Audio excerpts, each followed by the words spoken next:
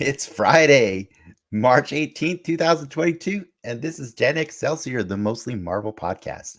I'm Dennis, and I'll be your host as we explore and review the latest Marvel happenings across all media, as well as other superpowered stories that may have caught our attention. And when I say we, I'm referring to my wonderful co-hosts. I have no guests this week, so it's just the usual crew. I hope that's good enough for you guys.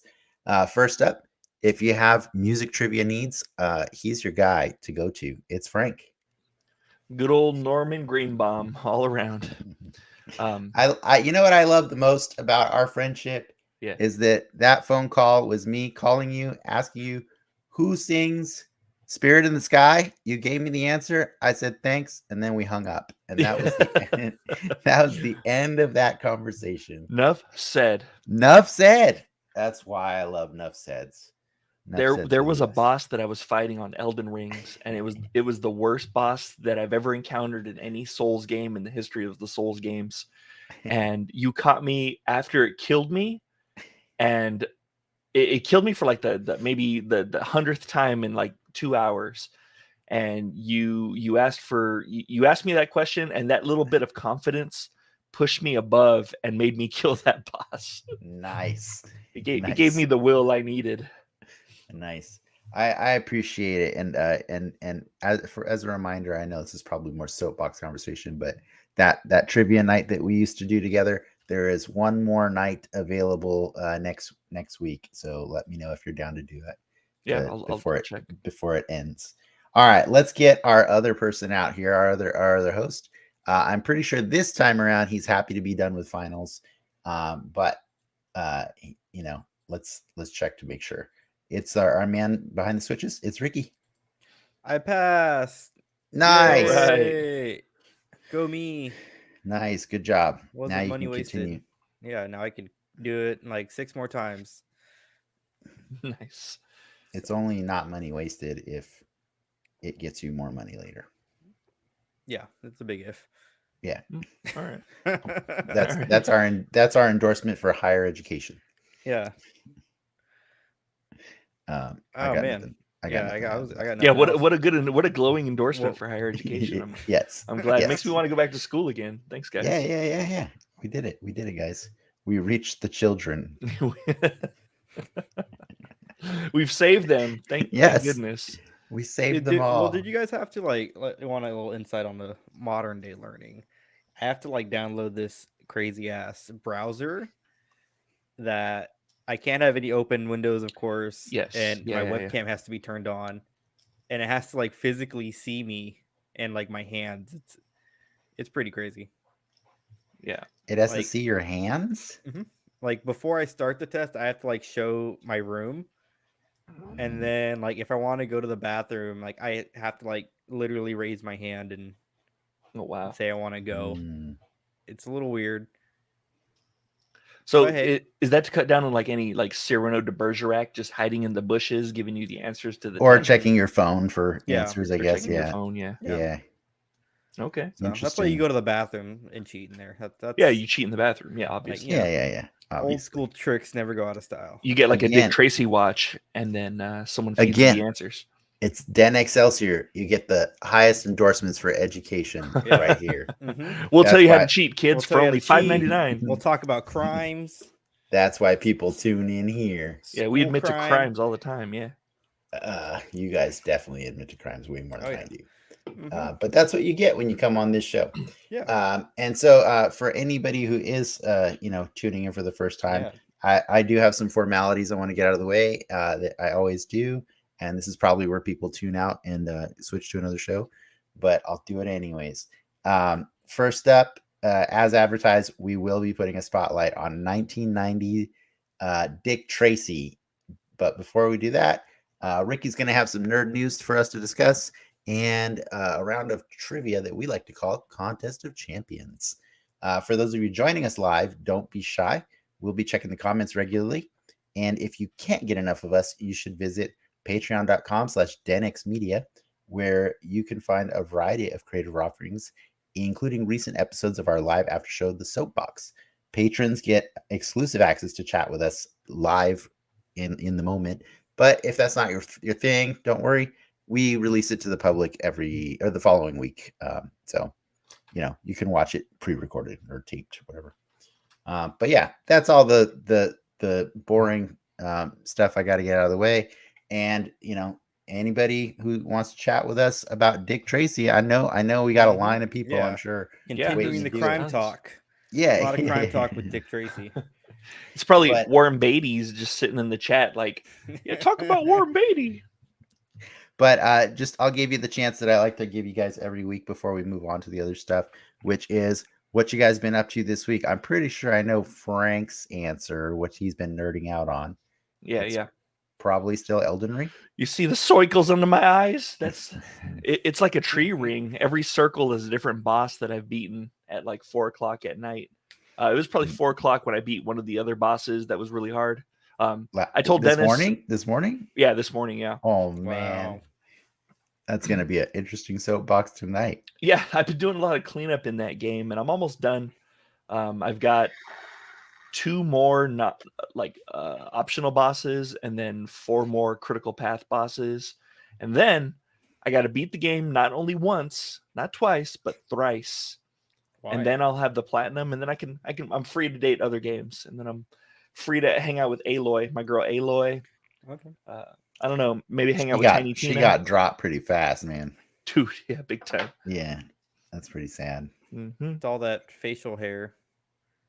Yeah, I know. It's a joke. It's a joke. What about you, Ricky? What have I been doing this week? I re-downloaded GTA 5 for like the millionth time because it got the next gen update. Oh yeah, and I saw there's a that game looks good. It looks good on a 10-year-old game looks good on a PS5. Who would have knew? Perfect. Who would have thought? Nice. Does it keep your account for GTA Online? It should, right? Yeah, you can only bring one character over. So I think if you have multiple characters across different consoles, but it does bring over one. That's cool. Okay. That's cool. My Xbox One's a lot better. And your money, right? And your money, and then you get money for doing it. Oh, cool. Okay. All right. And you get $1 million a month too. It's like PlayStation Plus or whatever. Mm-hmm. Through PlayStation Plus. I don't use the money in that game. I just go in and dick around for an hour and then I turn it off, and that's how I play GTA. You said the secret word. Oh, it's like, that's right, everyone. Dick is the secret word tonight. We also had a pretty good Fortnite run, right? The other night. Yeah, I heard Dave, who's a longtime listener, often collaborator, first time caller one time. He got his first win on Fortnite. He did. We actually, so that streak that we started with you, Ricky, we actually continued it the next night. I have not lost yet since that night. Pretty remarkable night. I have almost 30 crown kills now, or crown victories. But yeah, no, we did play some Fortnite the other night. I also have been watching. I finished season 2 of One Punch Man. I know that came out a long time ago. I just never got around to it. Do you like that show? I loved the first season. I loved it so much because it had so much different going on than I'm used to seeing in anime. Season 2 wasn't as fun for me, but it was still funny. Is it because you were used to the formula by season 2, or? No, I felt like season 2 started falling more and more into the Dragon Ball formula, and like season 2, like they go to like a martial arts tournament, and that's like 7 episodes. Oh no, is one tournament. It's called filler, baby. And I'm like, oh man, this is dragging a little bit, guys. But it was still funny. But like, I looked it up because I don't know, season 2 came out a while ago, like I think like a year or a couple of years ago. but I looked it up, and as of February 21 or February 21st, there is still no word on if they're getting a season 3. So Wow. I don't know if I can recommend that, guys. If you know, season 1's really good on its own, though. Season 1's great. Season 1 was always my counter. Like if someone told me that there's no way that a person could make a Superman movie work because he's just too juiced, I'm all like, dude, check out season 1 of One Punch Man. Like that's a great formula. That's a good template for Superman, like a modern day Superman. Yeah, that show's funny. No. It's really funny. But I kind of stayed away from it lately because, you know, mostly I try to have TV on while I'm doing other projects and stuff. So like it's more like listening to TV and then every now and then stopping to look at it when it sounds like, oh, I should be looking at that. And so I didn't do that with One Punch Man for a while because it was just the subtitles was the only option. But I guess all the places that stream it have gone back and added the dub version. So I got to hear what One Punch Man sounds like dubbed. It's pretty funny. It's pretty funny voice. So I recommend checking it out sometime. Do you know who the voice actor is that plays Saitama? No, I didn't bother to look that up. Yeah. I could have sworn that the person who played Phoenix Man sounded like Kerry Tagawa from Mortal Kombat. Okay. Yeah, it's pretty funny. You will die. Yeah. But anyways, I've been watching that. It's pretty funny. It's the only Superpowered related thing I can say other than I just finished watching Spider-Man No Way Home again about 20 minutes ago. It was still excellent. And I got to say, I actually enjoyed it more at home because I can hear it so much better. I could pick up so many things and I've got freaking subtitles. Was there a part that you didn't understand quite when you in the movie theater watching? Yeah, there's definitely text and stuff not text. There's definitely audio that I miss that I don't hear, like when, you know, because either people are cheering or you know, just damn people always being happy about stuff. Or like the movie, you know, like the whole point of a movie theater is it's too loud. It's so loud that it's, you know, like you know what I'll say about my Batman viewing? Like, too loud, he said. There was movies are too loud. Person okay. Like get off my lawn in the beginning of that movie, like whenever Batman did cool shit. And I can tell like over the progress of the movie, like they just like stopped clapping. Like people were not having his clapping or cheering. And I was like, yes. Yeah, shame him. Let us shame him. Like, be quiet in the theater. Yeah. This the text that you put, like I thought it was like Soda loves movies at home. I took it to mean like curse movie, like F movies at home. No, she loves it too. F them, F them. You're right. I had to force her to go see that movie with me in theaters, and so I'm really happy that we got to see it again today and just in the comfort of our own. See, FYI, the ADA seats. FYI, the ADA seats are usually in bad audio zones for those who care about such things. Not in the theaters where the seats are up top, though. So yeah, that's why I say the Edwards Theater. That's why I say badass. You got to see. Yeah, the ones up top. But for Spider-Man, we sat up front. I see. We sat up front. Oh yeah, they have the front ones. Don't shake your head at me. It's not like I have many choices in this world. I said you got to sue. I'm not. I'm on your side. Yeah, demand better audio. That's why I'm saying I think in general they're too loud. It's because I get like 4 seats that I can choose from. I would be game for like a movie experience where you just walk in with like a headset, you know. But I feel like COVID kind of ruined that. Yeah, but it's just a little muffly, and plus there's just so much other background noise going on. But at home, you know, in my small living room, it's small enough that you know the sound, it doesn't have to, you don't have to crank it up so loud to shush your spouse at home and not be scolded out in public. Exactly. Yeah. A sharp backhand is just enough. It doesn't do any physical damage, but it sends a message. I can say I definitely did not notice like, you know, because I only ever watched it the one time, but I didn't notice that Ned foreshadows his magic very early in the movie when he's telling Doctor Strange about the weird feeling he has in his fingers sometimes. He says his mom or his grandma or whatever. And he says he should go see a physician or something like that. Yeah. I was like, oh, that's pretty cool. That's cute. And then there's also I wish they would have foreshadowed that like in Homecoming or something like that. You know, that would have been that would have been like a cool moment, like a serious black moment or something. America Chavez was still going to be in that movie or in the third Spider-Man movie. Was she really? Yeah. Wait, in Homecoming, America Chavez was. In America Chavez is going to be in No Way Home. He just wants to Okay, spoil no. things so much that he gets lost in where you want to. But Like where we are just in the conversation. when the movies got shuffled around, He's like, They wait, couldn't have- are they we had to- talking Moon Knight spoilers? I got them right here. I got I them. got 'em right there. I they got had the to figure out script. a way to get No, portals. Ricky, we were not talking about Moon Knight or Doctor Strange Multiverse of Madness. We're doing a Don't worry dramatic about it. reading of the Moon Knight script. I'd rather do Moonlighting. That'd be good. Yeah, Moonlighting would be I great. like That'd be Moonlight. fantastic. It's a good movie. Yeah, No, we got a week to Moonlighting. do Moonlighting. to decide. Oh, Moonlight is a Gaslighting? good movie too. Moonlight is a good movie. Okay. All right, that's enough. Let's. So that's enough. Let's- This is enough that's- silliness. I'm done with you. Do Yeah, the we gotta news. Loop it back to Marvel news somehow. Yeah. I don't know how do to it. loop it back. We Or- can't. More Just energy, go. Ricky. Or Get should that we energy. say Like a Band-Aid. Miss Marvel news. Like a.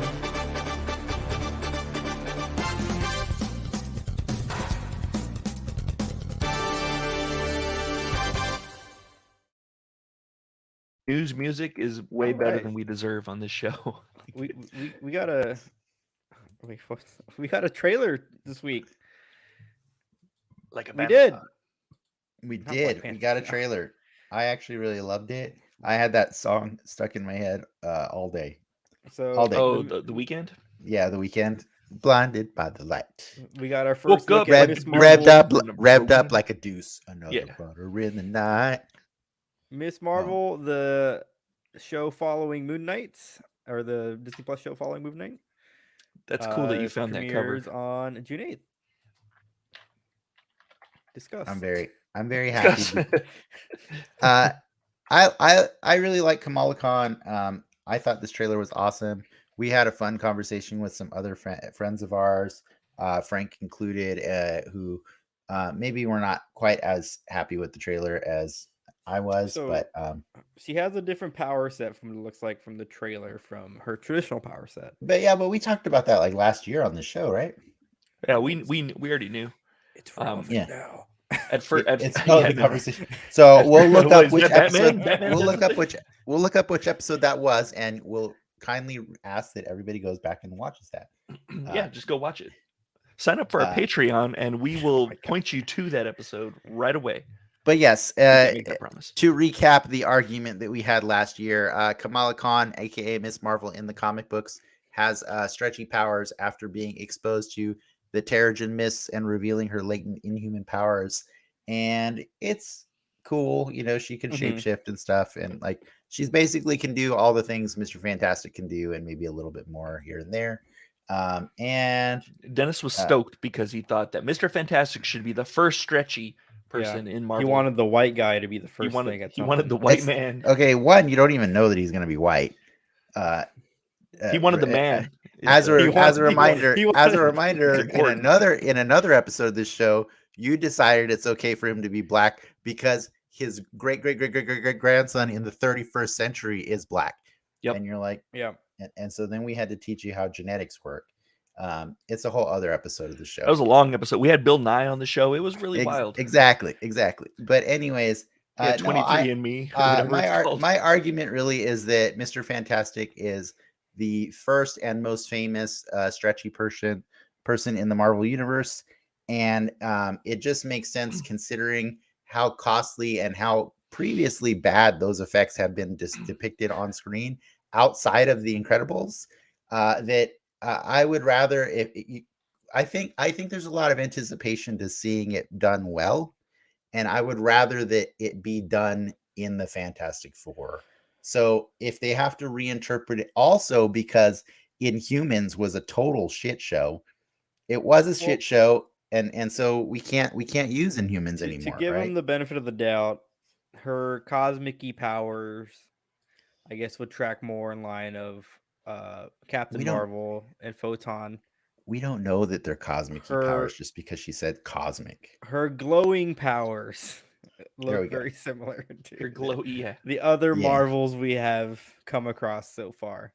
Yeah. Also, Monica Rambeau did not get cosmic powers. She got powers by passing through the weird hex field. So technically, those are magic powers, aren't they? Twice. Yeah, Yep. twice. Only Yeah. if you do it once, it doesn't Yeah, count. If you do it yeah. twice, that's when you start Yeah. getting powers. Then it's cosmic. Yeah, Yeah. exactly. So, But yeah, I'm all for it because I think the spirit of the character still shine through. But what do you think, Frank? I think that's very important to have the spirit of the character. I thought the powers imitated her actual powers enough, and I'm sure they'll have something, if not in this show, but maybe later on down the line. But I'm thinking this show, where she'll climactically use the embiggen power and get all big and have floppy arms or whatever. I'll rage quit when I see embiggen not done in a way that feels like embiggen. I would like to know. I don't know if it's strictly for the trailer, but there seem to be like very almost like Scott Pilgrim-esque little word bubbles and pop-ups throughout the trailer that I thought were pretty cool. I hope that's part of the actual show. I really hope that wasn't just edited into the commercial. Mm-hmm. That would make me so sad. 100% agree. If it's just a straight up Marvel show, like I'm going to be pretty bummed out with the show. Yeah, because I think they're allowed to have their own style. You know, like they can do that. Well, I was gonna say is I think that's what that's why I tend to go back towards liking WandaVision, because it had its own unique style. Even though a lot of people didn't, even though they didn't dig the 50s and the 60s and the 70s and whatever the decades. I don't think it's that people didn't dig it. It's that we wanted it to matter more to the story, right? Sure. But what I'm saying is like stylistically. Yeah. I thought it played well visually. It was awesome. Eating vanilla cake, and someone hands you a piece of chocolate cake. Yeah, I will never fall. Wait, what's Ricky saying? I'm saying people were so used to. I want cake, Ricky. The MCU looked a certain way for 10 years. Yeah, and that was the first big departure. That's fair. Yeah, and it just kind of being that WandaVision was the first one. It kind of gave the impression that the rest of them were gonna stylistically have their own kind of look, or at least have their own feel for each of them. And I think What If played it off well because it was all animated, so it had no choice but to be in one style. And I think Loki kind of did. I was just gonna say that Loki did, and I think What If did too. Oh, that's what. Yeah, and then I think Hawkeye and Falcon and the Winter Soldier in the stylistic approach didn't match because they look more like a movie. They look like they should have played for. They should have been a movie actually. I think we've said that before when reviewing both of them. I think both of them. That's been our biggest critique of both of those shows. One movie each of them. One movie for both of them. Yeah. No, Falcon and the Winter Soldier and Hawkeye and Hawkeye. They both end in New York. Yeah, they'll figure it out. That would have been the sickest title for a movie: Falcon and the Winter Soldier and Hawkeye. Yeah, I'd have been all about it. That'd have been amazing. But I do think, to wrap this part of the news up, I am very excited for the show, and it premieres June 8th, I believe. Mm-hmm. Day after my birthday. Nice. Oh, now I'll finally remember when your birthday is. Mm-hmm. There it is. It took Ms. Marvel to Kamala Khan. Well, switching sides. I saw that. To the DC. We're getting a Riddler Year One comic, and I know this typically wouldn't be newsworthy, but I thought it was kind of interesting. So it's a Riddler Year One based on the Riddler from the now new Batman movie that's out there, and it's going to actually be written by Paul Dano, the actor who plays the Riddler. Interesting. Okay. So, this comes out later this year in October, but I thought that was kind of a little neat thing. This was one of the teases at the whatever the website Rada, right? Yeah. It's it's a giant marketing yes. Big marketing machine. Yeah. So by the way, we do have a follow-up question on Falcon, Winter Soldier, Hawkeye, and Hawkeye. Who would watch a Winter Soldier and Falcon food travel show, by the way? I know that's what she meant to say. Yeah, easily I would watch that. Easily. They talked about that on Hot Ones, or Sebastian Stan talked about that on Hot Ones. So yeah, that's weren't we talking about something like that? A couple who was it that had their show where they went around and they just did coke all day and ate stuff? What? Am I imagining this? I feel like we had this conversation. I know Anthony Bourdain did that for sure. No, we were talking about a celebrity that traveled around with some other guy, like a cult leader or something like that. Sean Penn? And was it Sean Penn? I don't remember. That sounds. I don't want to I feel like we're gonna get sued throwing names out there. Yeah, you better leave Sean Penn alone. As he continues to throw names out there. Watch out, Sean Penn will get you. He's actually hiding. At least I named a dead guy. I mean, like. No, it was someone else. It was someone else that's traveling with like some cult leader, and then they were just like traveling around and asking questions and being all dramatic or something like that. I don't remember the details of it because we were totally in the weeds that night. Like it was like we were way off, and that's saying something for us, you know. But yeah, I would watch something like that, something where it's just Anthony Mackie and Sebastian Stan like doing lines of coke and being excited to try food everywhere. The coke is a part of the coke is the essential ingredient that makes the show united.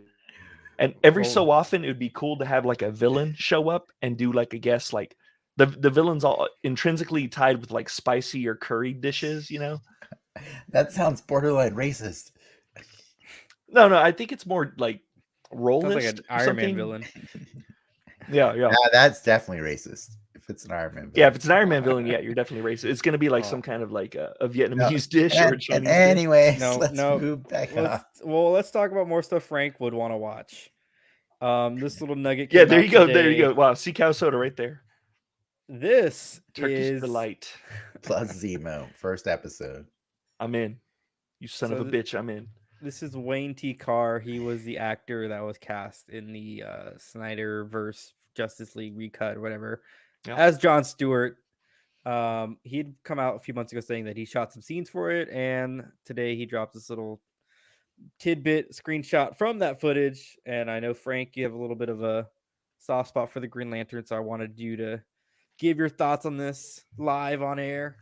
Just to be clear, Frank doesn't like Jon Stewart. I don't like Jon Stewart, but I like it's the best you're gonna get right now. And we're getting canceled. I like this actor. I just like the way he looks. I like the way the suit looks. The suit looks so good, and the effects of the ring look so good that I'm willing to forgive Jon Stewart retroactively, and I'm willing to give this Green Lantern a chance because it looks good. That looks like an awesome shot from a movie that looked really good.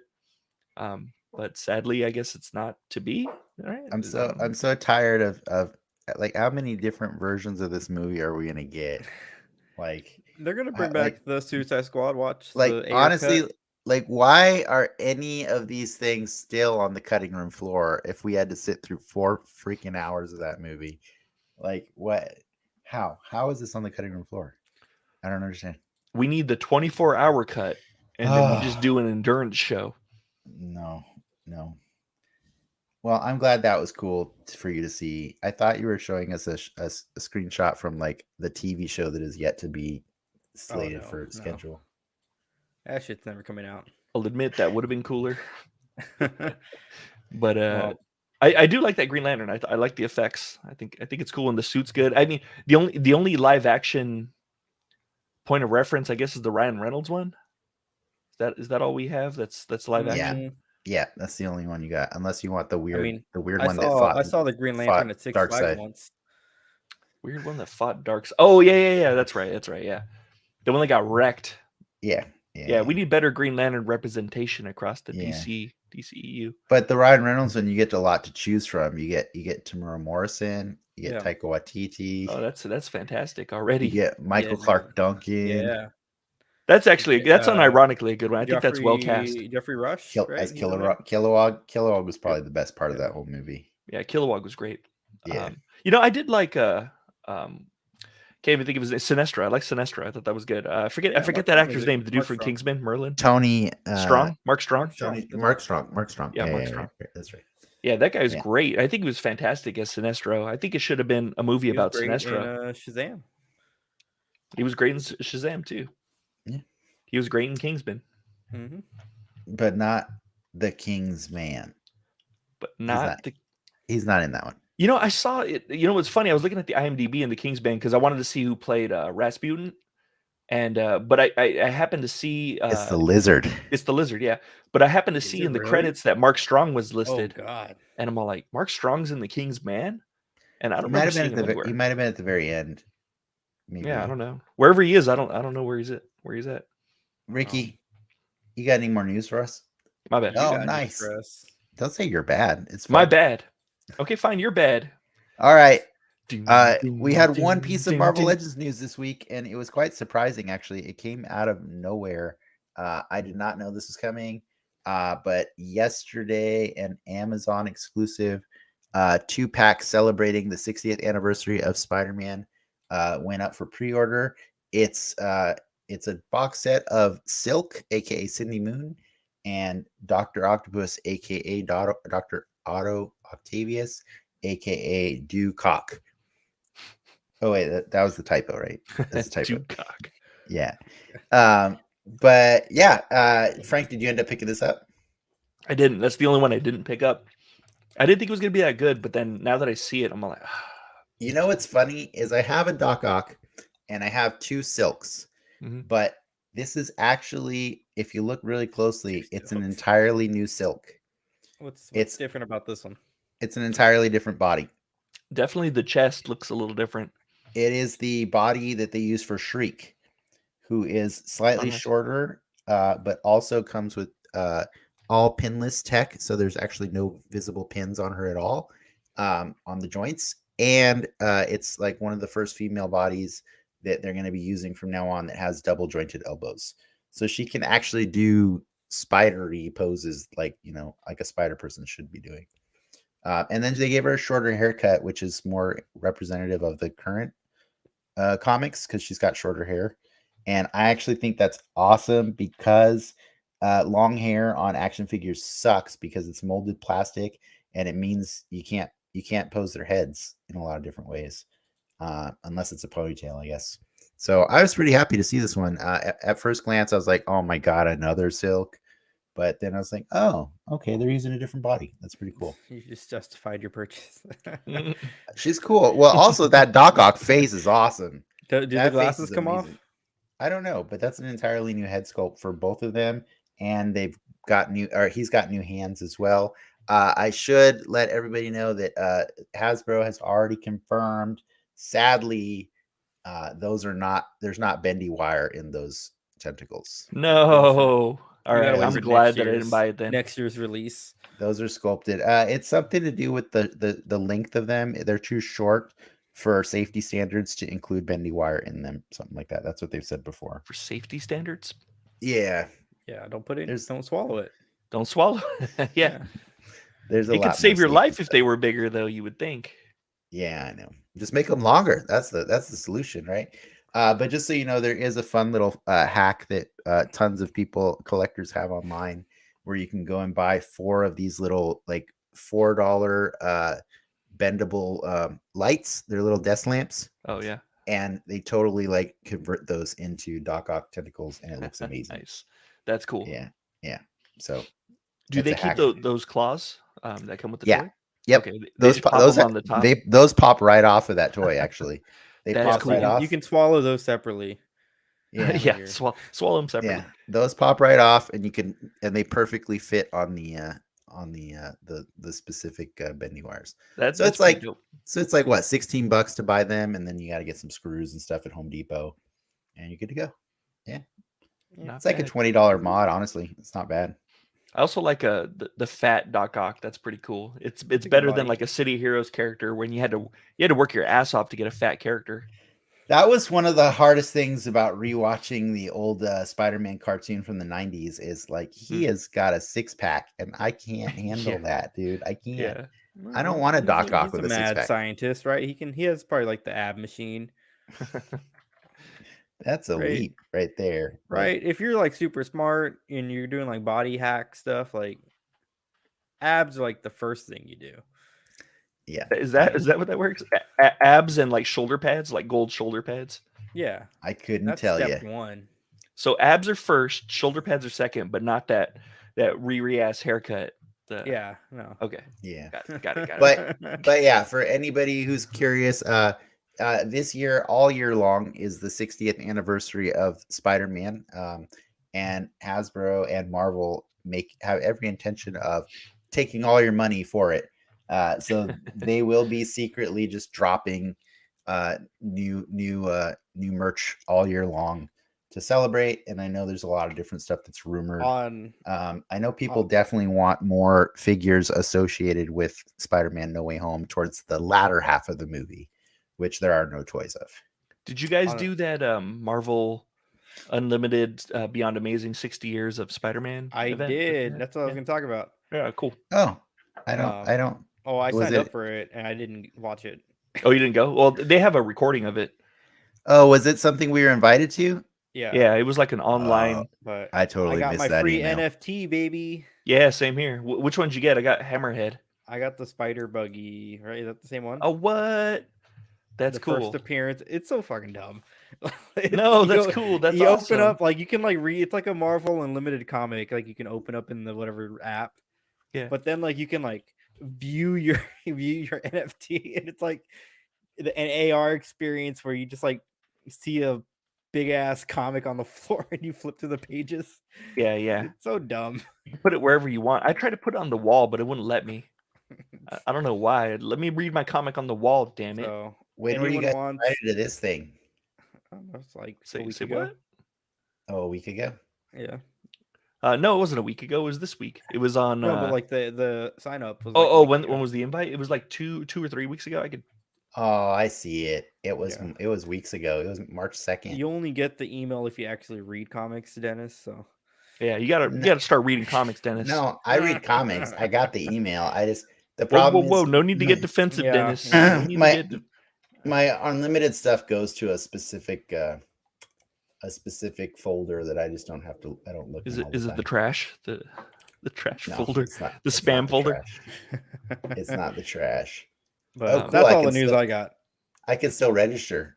Apparently, you It's can watch the literally- video. it said the event is full. So does the video get you the NFT also or no? No, they send the video independently of the NFT for at least for me. From my understanding, it was Gotcha. like only 5,000. The first 5,000 that signed up got it. Oh, okay. Well, was the event cool? Yeah. Did anybody watch it? It was okay. They were just mostly just talking about Spider-Man. They were talking to some of the creators, some of the living creators.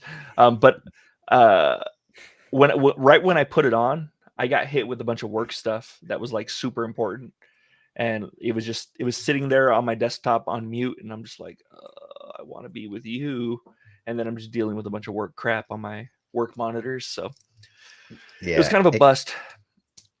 It goes to like my promotions folder of Gmail, so like I don't automatically go there and see those. For sure. But my bad. Next time something cool comes up, let me know, and I'll check my email.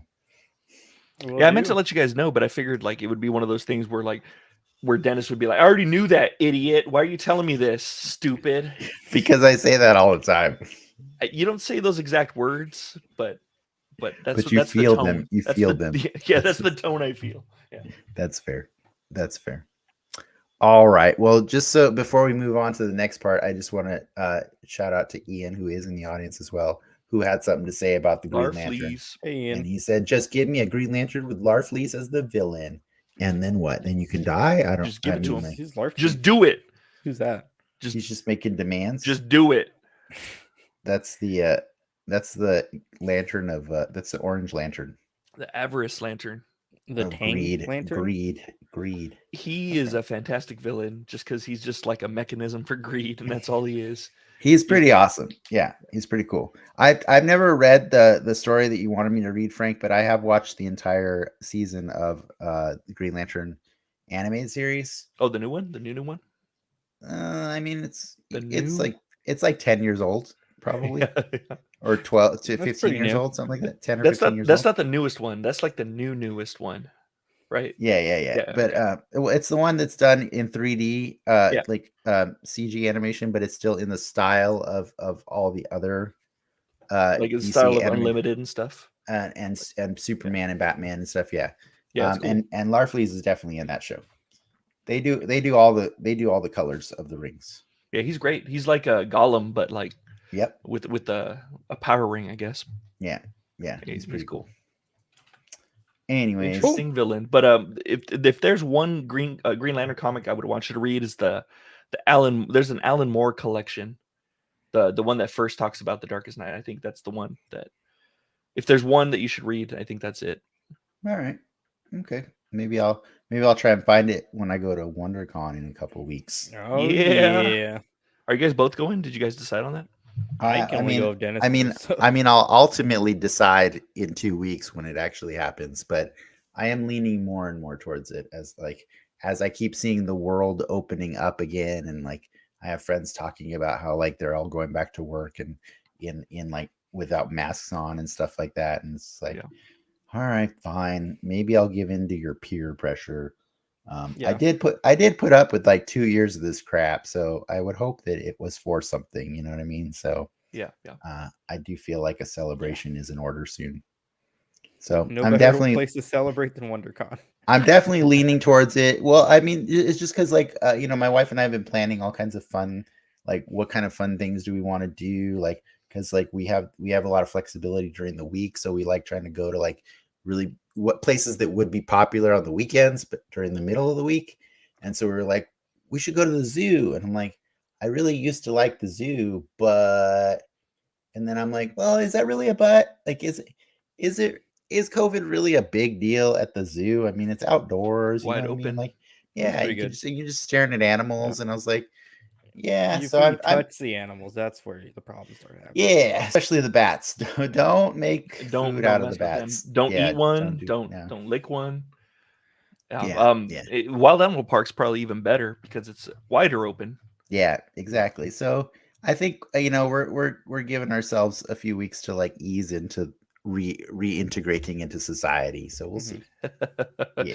I had to go into the office. Well, I didn't have to go in the office, but I went to go to the dentist, and there was a 7:00 appointment, 7:00 in the morning appointment, and I went straight to the office after the dentist, and it was weird being in the office. Like there's people talking and laughing in the corner, and I'm like, how dare you speak around me? Yeah. I think we've all just become golems a little bit, so it's like time to stop being a golem.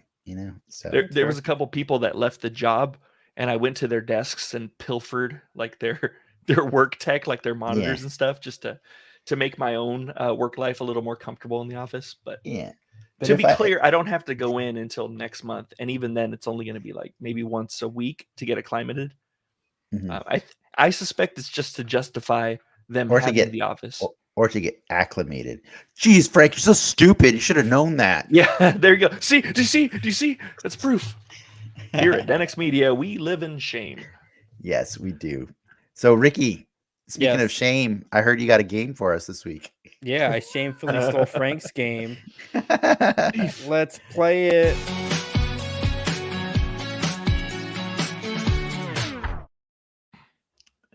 Alrighty. How do I introduce this game? You should know that. How to do that. If you're on the internet and you follow socials, you probably know what this is. This is Marvel Wordle. Custom Wordle. I like that. I have 3 custom Marvel themed Wordles. It is either a Marvel person, place, or thing, and typical Wordle rules apply. Give me 6 guesses, right, on what you think this is, and see what you guys got. I have a question. Thing, I'm gonna be annoyed. Yeah, I have a question though. Like, what library is it pulling for valid words? There is no library that it is pulling from. So no, you just pick one word in the one. I was playing with his. So you can type in invalid words. You can type in invalid words, but I will not type them in because that is not the spirit of the game. So it looks like each tab is going to be a word. Right, each tab is a different word. Yeah. So you only pick one word, and it's only going to pull from that one word. Okay.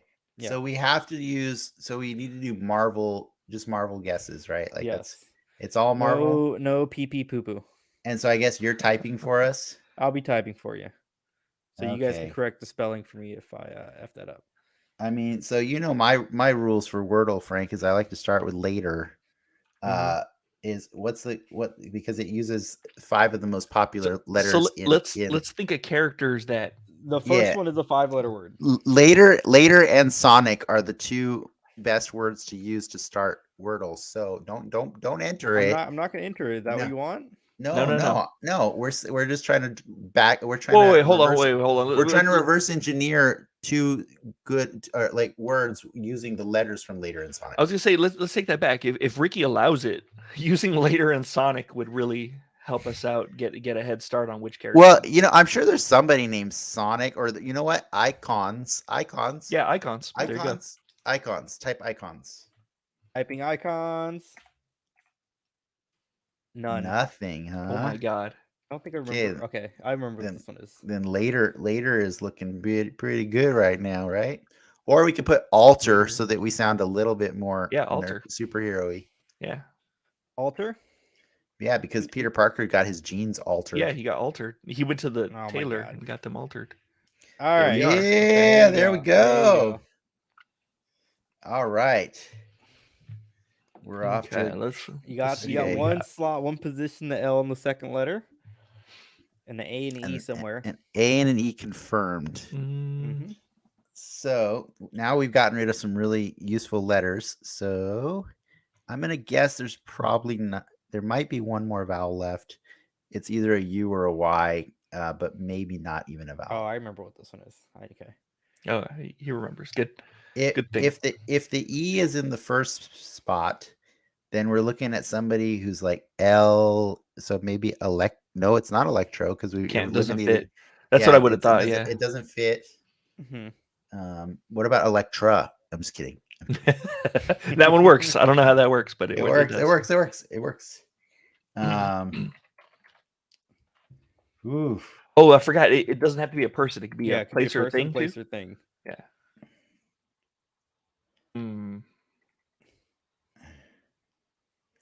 Ooh, this is hard. We could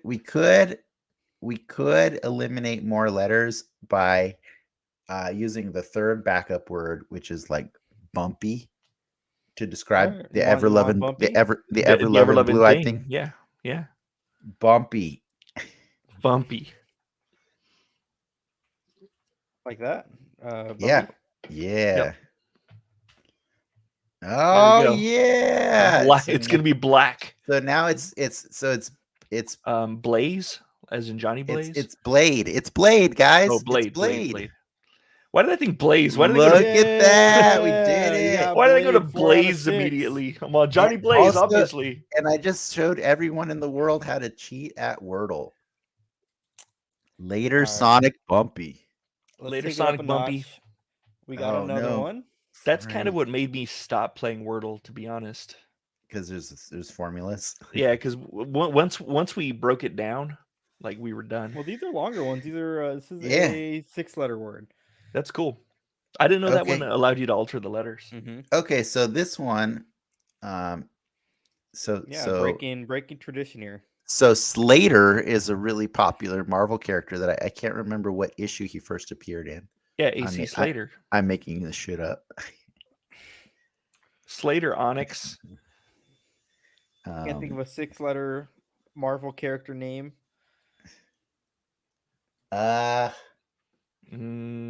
Ant-Man. If you really Frank want. says Ant-Man. Antama. Good old Antama. I like that. All right. Okay. That's pretty good, Frank. Good job. Good job. Unfortunately, the A and the... Oh, wait. What's he doing? The A is redundant. I should have thought of that. So bad job, Frank. No, bad job. Yeah. So what? But we know that there's 2 A's though. So that was good job. Okay. We learned that there's 2 A's in this word. So 2 A's and an N. Yeah.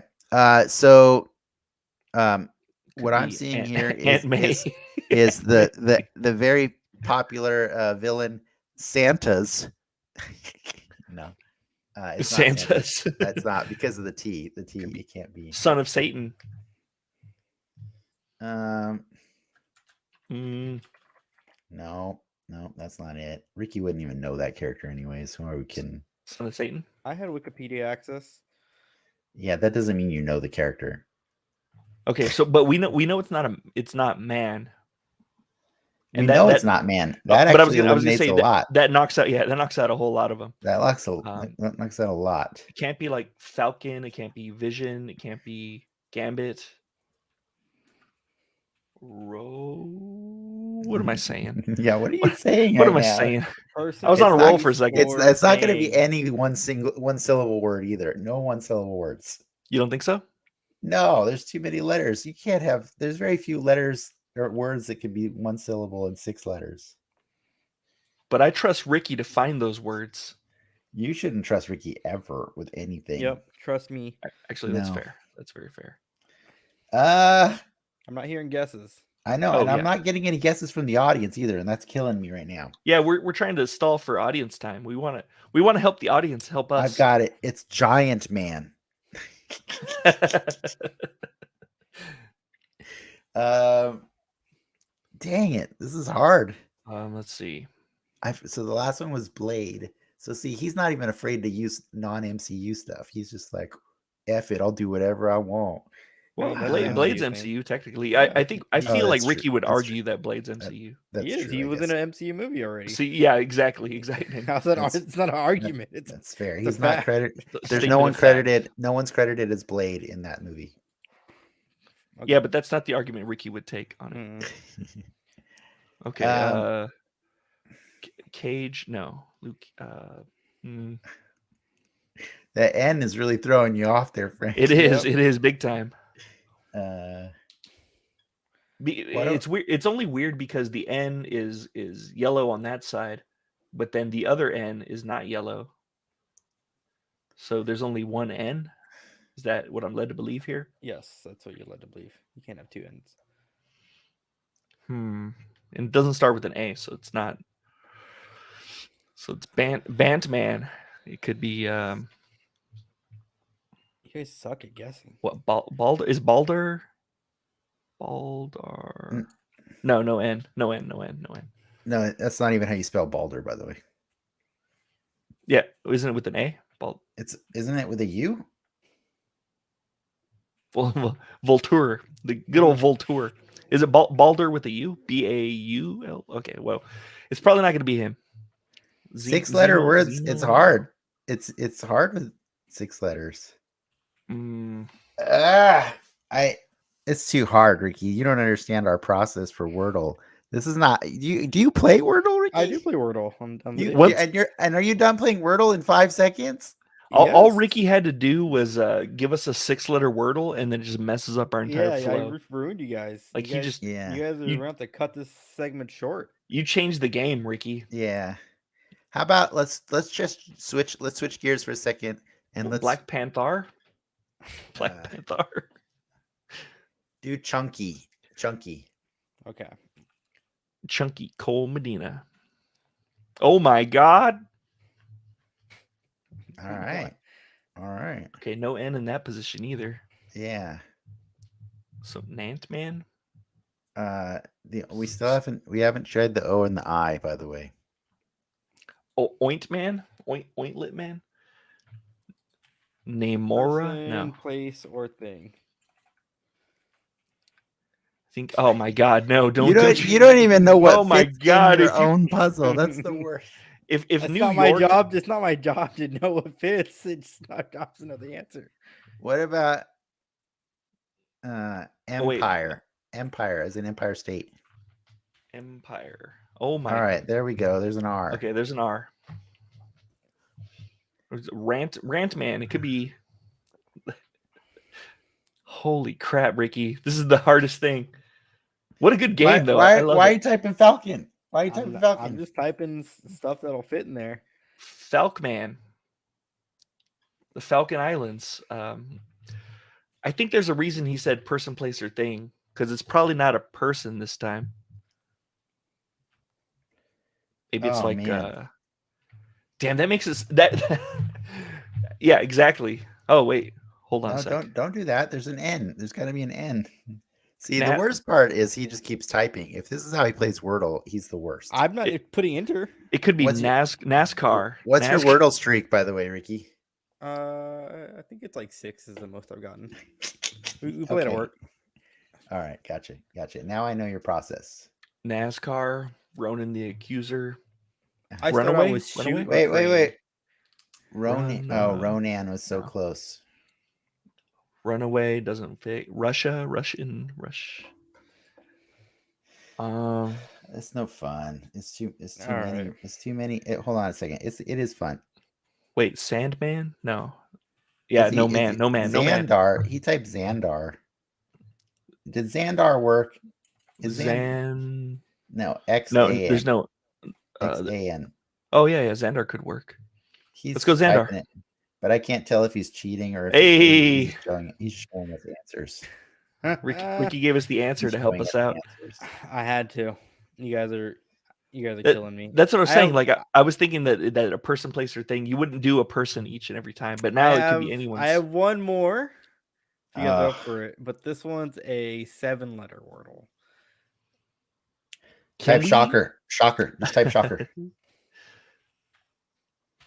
That actually uses a lot of letters. Shockar. Yeah, that actually kills 2 of the vowels. So we need an A No, vowel. 3 or yeah, 2 vowels. 2 vowels. Oh wait, we already did an S, so no more S ones. Fireman. Wait, Mephisto fit? No, Mephist. Nope, that's not Mephist. Good old Mephist. Wait, is there something with RE that it ends in man? Like that's why I said fireman. I was just joking. RE that ends in man. RE. Maybe no. Tire man, right? He's pretty popular. I was gonna say Reaper. Reaper doesn't. We already know there's an E. I guess we don't know what position it is. Well, we know that they're not at the end, so Reaper's not going to work. Yeah, Reaper's not going to work. That's why I'm saying fireman or tire man. Yeah, good old tire man. Deer man. That's a character, right? I'm sure it is. If we wait long enough, Ricky will just type the answer in there. What about like deviant? The DI, right? Does that work? DEVIANT. That's pretty good. Wow. Okay, that gave us a V. So we know, oh man, what monster puts a V in his? We know VERT is what we know. VERT. I legit forgot this one, so we're all in the dark. So we're all playing. Maybe Vertigo. I got it. It's Trevor Fitzroy.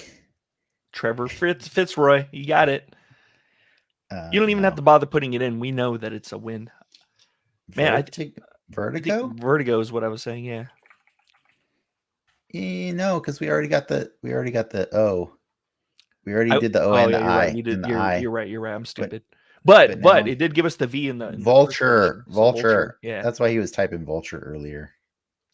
Yeah. You see, it doesn't help when you start typing the words. But it also no, but it does help because you guys don't figure it out. Yeah. And the allotted amount of game time. It speeds up. Well, what was the allotted time? I don't see a clock telling us when time's running out. But now we have to wait another 24 hours to play it again. Thanks, Ricky. Yeah. God dang it. Gosh, dang it. I like that more in theory than I did in execution. Yeah, I am super glad that I didn't spend. Saved you more work, Frank. So. I'm so glad that I didn't spend another week.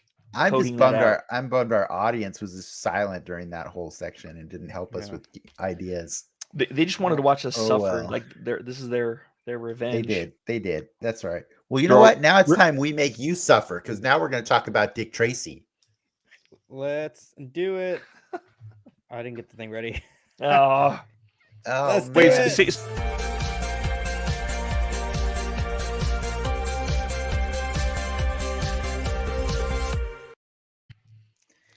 Okay, we waited long enough, or some people just already checked out because they didn't want to stay for this part.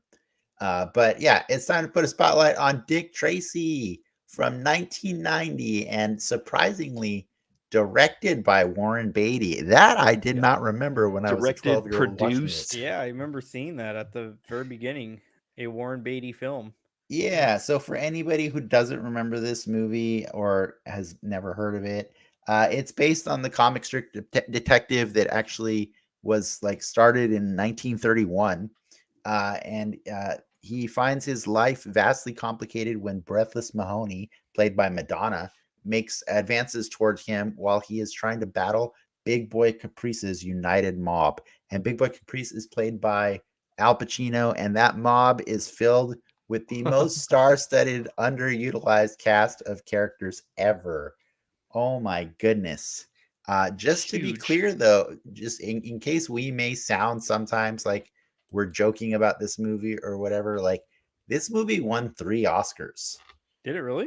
And I would like for you to guess 3 or guess the 3. Costume Yeah, design. I don't set actually know, but I'll design, guess makeup or some sort of makeup.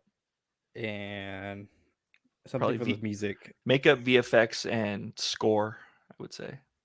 Best Or song. maybe not score, but what's the?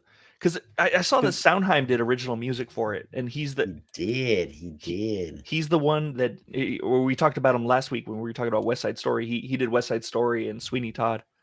So I'm gonna guess something with Soundheim. Soundheim went home with an award. Danny Elfman did not, is what I'm gonna guess. And then makeup. Wow, that's pretty good, Frank. Stephen Sondheim won Best Music Original Song for Sooner or Later. Nice. Best makeup was absolutely in there. Nice. John Caglione Jr., Doug Drexler. You know what? What's weird here is I'm seeing. Oh, I see it. Okay, yeah, the 3 that are winners. Sorry, it was very hard to see the delineation. And the third one. What did you say the third one was? I didn't have a third one. I was all like, I don't know anything. Set design. Set design, yeah. Excellent job, Ricky. It was set design. It was best art direction / set decoration. Richard Silbert and Rick Simpson. And so there was 4 other nominations actually. Oh wow. 4 other nominations. So this movie received 9 Oscar nominations in 1990. Oh man.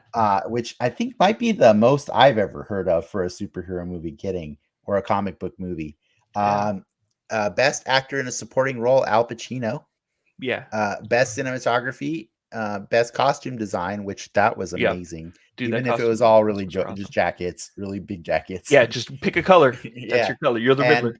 And best sound. Yeah, we might joke about this from time to time while we're discussing this, but this movie had a lot going for it. I was actually, I was excited because I hadn't watched this movie since I was a kid. But when I heard that Ricky had not seen it, Frank and I both got excited, and I think it's probably because we both haven't seen it in a long time, right? No, actually, the last time I saw it was in like 2018 or something. I showed my daughter because she said she hadn't seen it, and I'm like, what? Yeah. What'd your daughter think of it? She loved it. She thought it was great. Should we get her on the show right now? Yeah, let's get her on the show right now. Yeah, you should have brought her on. Well, Ricky, I think we want to know more first. What did you think of this movie, and what did you know going in, and how did that influence this movie for you? Actually, before you go, Ricky, man, I was watching this movie this time in the lens of what would Ricky think about the scene? What would Ricky think about this moment? What would Ricky think about any of this? That's what I was watching it the entire time. I was trying to think, I'm like, how would Ricky feel about this? I enjoyed it. I'll start with that. I liked the movie. But I mean, going into it, I've heard vaguely, I can't remember where it was, YouTube video or some article I read. This movie, I want to say was technically a flop, right? Did it not do well? Well, it didn't get a sequel. And that Warren Beatty was trying to get this movie made for 10 years, and it definitely felt like a passion project for sure. Yeah. The one thing that stuck out to me was damn, it looks and feels a lot like Batman, like the '89 Batman. Probably because of Danny soundtrack. Yeah, after it sounds like Batman. Seeing the people involved, I'm like, it sounds like Batman. The what's it called, the artscapes, right, of the city are very, it's just a more colorful Gotham. I thought when I watched them, I was like, man, I wish Batman would have looked like this. Really just a little bit more like this. You weren't happy with Tim Burton's Batman? I mean, I'm saying Gotham? I said that today. I'm saying I said that today, and you know that I'm not the biggest fan of Tim Burton's Gotham anymore. But I thought it was only because the murderous Batman aspect. No, I just think there's so much black to that universe, and it would have been nice to have a little bit more color. And so watching the backgrounds of Dick Tracy, I was like, wow, it would have been nice because that's the Gotham that we get in the animated series.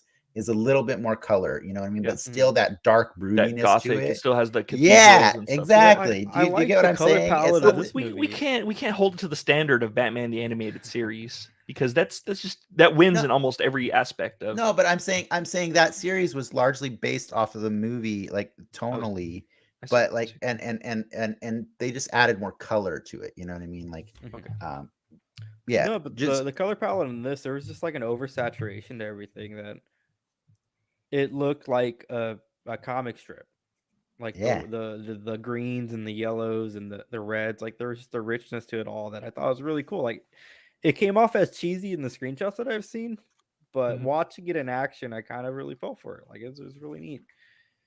How many people do you guys think live in that city? Like maybe 20 at best, maybe 30. There's only just one street, and there's never cars moving except the one that you need to look at. Yeah. Do you think that this movie is actually in the future after COVID wipes most of us out, and we're kind of low on technology? Yeah, that orphanage is pretty grim. What did you think about the characters in the gang? Like everyone wearing makeup from either Sin City or like 13 Ghosts, like the 13 Ghosts remake. Like I guess it's you want the mob to look, over scary and over characterized, right? Like this is just kind of funky. This is funny. Like Babyface and the flat top dude and flat top. Dustin Hoffman as Mumbles. Like it's all stupid. It's all stupid cheesy, but they all play it so straight. Like yeah. I don't know that they played it straight, but they definitely played it like with conviction. Yeah. I think they all were very big. They were big characters. Yeah, they were definitely animated, and it felt like you said, like they were bringing a comic book to life for sure. I do have one exception to all of that, though. It's probably Breathless Mahoney, I would say. It's not. Tracy. I thought it was Dick Tracy. Yeah, really? That's the dull point in that movie. Yeah, he is the dull point, and I understand that he was playing the straight man, but like literally, there are times where he delivers a line way too quietly compared to everybody else, or too fast, or something like that. And we were talking about that because my wife watched it with me, and we were like, he directed himself doing this movie. He probably couldn't see himself when he was doing it. You know what I mean? I don't think it was that bad, but I do think I don't think it was bad. I don't think it was bad. I don't mean to say that. I just sorry. I didn't think it was that subdued. I think he was playing it like during action scenes and stuff. I thought he was pretty big. I think it was when he was across from Madonna, he was making dumb face a lot. Like he was. It didn't feel like he was acting so much. I didn't understand what he was going for in the scenes that he was playing opposite of Madonna. I thought more in the scenes with Glenn Headley and the kid. When he's in a scene with those two, he's really quiet and understated compared to them, who are both completely committed to their characters. Like he's the only one not playing a comic book character. Even though he's playing the most iconic of them all, you know what I mean? But it's not to say he I played didn't Spider-Man. He's playing Spider-Man. No, I'm saying of the ones in that movie. Like, I don't think he was bad, and I can't fault him because he directed that whole thing. And I really do think that movie is freaking beautiful. It is amazing to watch, and I like the makeup added so much to it because I just immediately was told what world I'm being pulled into, and I could just it allowed me to cast aside so much like suspension of disbelief, because I was like, this is really cool looking. This is really fun experience to watch. I will say the story felt both rushed and drawn out at times, and I think that's because I always get critical of movies that use too many montages. This movie had three montages, man. One of them was really good. The back in business montage, I think, was the best, and I would never cut that one. That one was good. But when do we eat montage, I don't know that I needed it to be that long. That's cute, but it was long. And the prison one was good. I think the prison one was good too, because it shows the chilling. Yeah, no, you're right. Cut the prison one. Cut the prison one. I don't think you need it. I like showing that they both feel trapped in what they're doing, but After You're the right. We can fact, live I without saw this is a PG movie. it. Yeah. There's so much We got murder. nipple. We got so much- sheathed nipple. I was talking about like, yeah, I was like, Oh. whoa, that's crazy. Like, it's a Disney movie, right? Technically, It's Touchstone. technically a Disney movie. It's Touchstone, which is distributed by Buena Vista, which is I a don't know Disney how movie. they pulled that off. It looked like it was filmed on the Universal backlot, though. It did. Like, It yeah. did. And You then know- when he's like standing on the edge of the water, and it's that one water thing that they always show, and they're all like, "This was in Bruce Yeah. Almighty."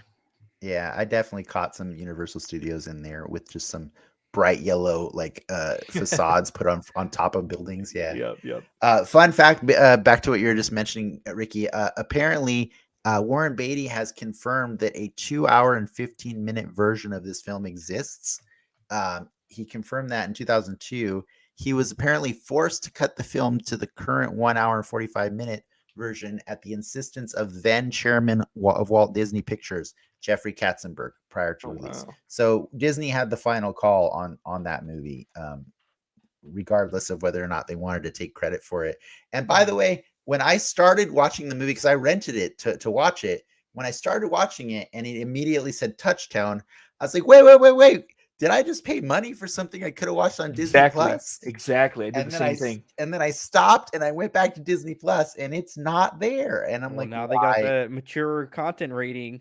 But label. like, this is not even mature compared to a lot of like most of the things on Disney Plus. You know, we did something similar. Like we went to Disney Plus, like just like you did it, except it took us a half hour to wade through all the stupid, the stupid like adult ratings or whatever. Like Really? they're all like, "Do you want this? Do you It want took me this like a guy to be minute able on to my see phone. adult content?" And we're like, "Yes." And then they're like, "What about this profile? Do you want this profile to see adult You content?" And select we're all. like, "Yes, for the love of God, I just got." I guess that was something that we failed to mention in the news, that this is the week that all the Netflix Marvel shows got ported over to Disney Plus, and because of that, they added a new adult rating system or parental controls. But so do it at your leisure, but before you want to watch something. It took me like 5 seconds, but I'm sorry. How many profiles? God, you're so stupid, Frank. Jeez. I know. How many profiles do you have on there? Do you have three? Like 10. Yeah. Like 10? Is that what you said, Ricky? Yeah. Dang. Good thing Netflix is cracking down on that crap. More crimes. They're gonna stop us. But I don't think the movie felt rushed though. I felt anytime a movie relies on montage that much, I feel there are things being rushed. And so this fun fact that I found does confirm that there was probably a longer version that had less montages and more actual scenes. But it had like the Martian Manhunter as Tess for a little bit, and we the audience was led to wonder, like, how long was he Tess? Wait, was he Tess during when they pushed the two twin beds together? Was he Tess then? I don't know. You don't know. You won't know. But I thought it was weird that we talked about this last week. They had the Topps trading cards, and there's a lot of characters in there that are named that their name never comes up ever in the movie. So maybe that's when they named them. For instance, the dude that backhands the kid in the beginning, his name is the Tramp. Or like there's a lot of crazy named characters in that movie. Littleface plays cards with the Brow, the Rodent. Yeah. Stooge, I think. Actual characters from the comics, like I'm assuming so, right? Okay, full disclosure, Frank and I are not old enough. Okay. No. Well, a lot of them are from the comics, yeah. Like especially like Pruneface and Flat Top Itchy. But they're about also Chairface Chippendale. Yeah, and Chairface Chippendale carving the his name into the moon. But they're also in the cartoon, featured pretty heavily in the cartoon. What cartoon? They had a cartoon back in the day. I want to say like the 70s or something. But really? Dick Tracy barely features in it, and he leaves most of the show to his like racist sidekicks. So it's like Go Gomez is another cop, and he's like a Mexican with a sombrero that speaks with like the Mexican my name is Go Gomez. Is this on Disney Plus? Can I watch it there? I wish it were. but the other one is Joe Jitsu, who is who's an Asian sidekick. He's just to be clear, this is not in the movie that we were talking about. This is not in the movie. This is only in that cartoon of its time, right? But yeah.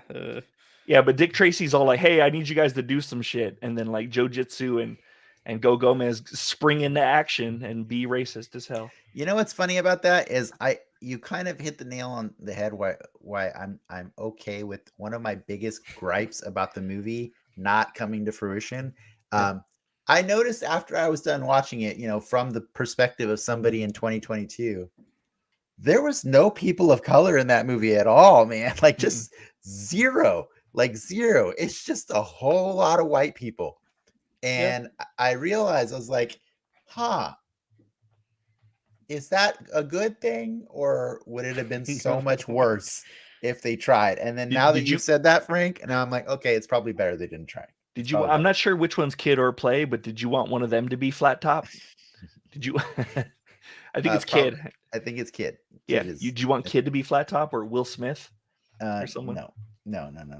I actually thought Flat Top was the coolest of all the characters. I was a big fan of William Forsythe back then, and like I was like noticing he was in a lot of movies around that time, and I just really loved he sold that character through the whole damn movie, even up to his death, when he's just like pointlessly sticking his head out of a window with a Tommy gun and just getting gunned down mercilessly by the police department. What was he in Blood In, Blood Out, or was he in the other one, American Me? I always forget. He's in one of those type. I think he's in American Me. But yeah, he's in a lot of good kids movies from back in the day. He's in a lot of like serious movies. Yeah. Which is great. Was he in Spy Kids or something also? I don't know. Probably. I don't know. No, I think that was John Forsythe. Spy Kids is modern day Dick Tracy. No, it's not. No, it's not. Bite your freaking tongue. 100%. Over exaggerated characters. I think it's funny that you showed this picture because it cracked me up, because there were so many times that Dick Tracy is fully breaking the law by just doing all these crazy things, like trying to search a building without a warrant. Like he's not a good cop. He's like a pretty dirty cop, right? Like, or when he brings in a couple of Big Boy Caprice's people to interrogate him illegally, and then he cuts the wire to their phone and so throws it. He assaults them. So he denies people in custody their right to a phone call, and so it was all funny because but he makes it seem like it's them that denied the phone call, because he makes it a note he tells them take a note. They waive their right to a phone call. But it's so funny because like I'm watching in this whole movie where he's just being like a super like questionable law enforcement officer, and then towards there's a point in the movie where the kid is being told that he's going to be thrown into an orphanage, and he's like, "Can't you do something about it?" He's like, "I wish I could, kid, but it's the law." And I'm like, wow, that was so dirty, especially coming from you, Dick Tracy. I know you don't have kids, Dennis, but I would use any excuse that I could to avoid giving my kids something that they wanted that I didn't want them to have. But it's not even his kid, bro. I feel like that's very in line with fatherhood, in my opinion. That's fair enough. Yeah. That cracked me up. It cracked me up, though. That was the most relatable and believable part for me in Dick Tracy.